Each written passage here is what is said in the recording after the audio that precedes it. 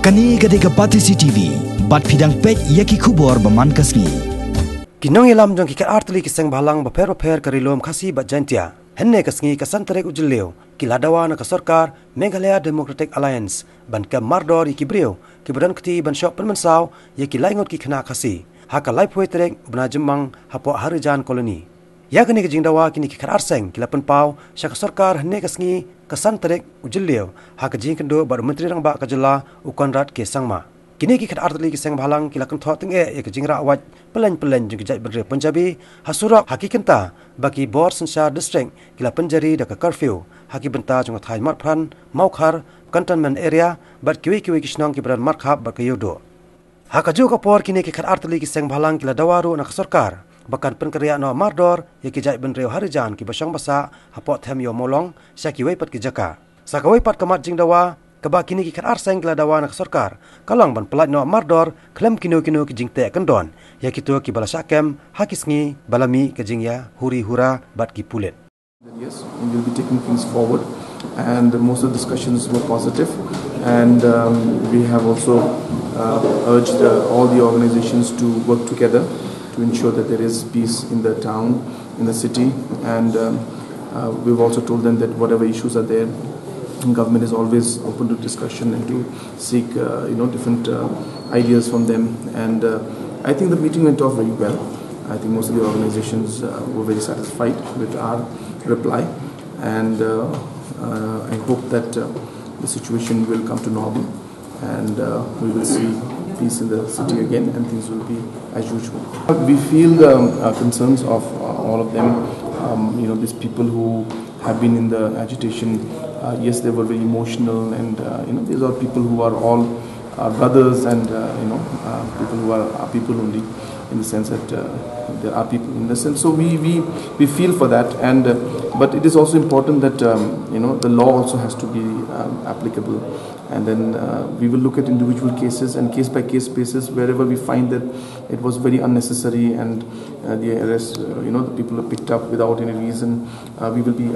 releasing those. There are certain cases which might need to be looked into a bit more detail, because ultimately the law also has to take its course, and people who take the law in their hands, as a government, it will not be correct for us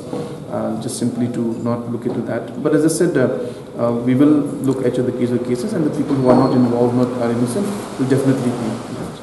Dia bedi berkecing dawa ban penkenria no yakni gibriu na pot temetor kumangilayeng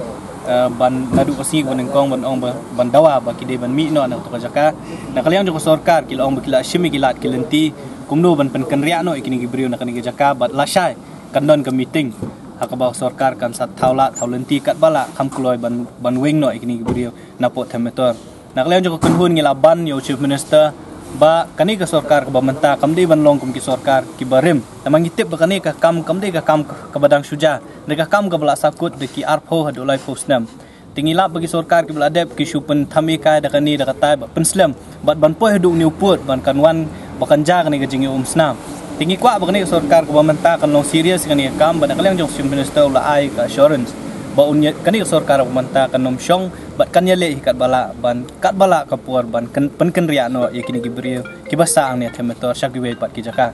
kabedi kejing dawa jong ka kenhun ban wing no ya ka curfew na po shillong kumbala penbana na du sa du san beji mestem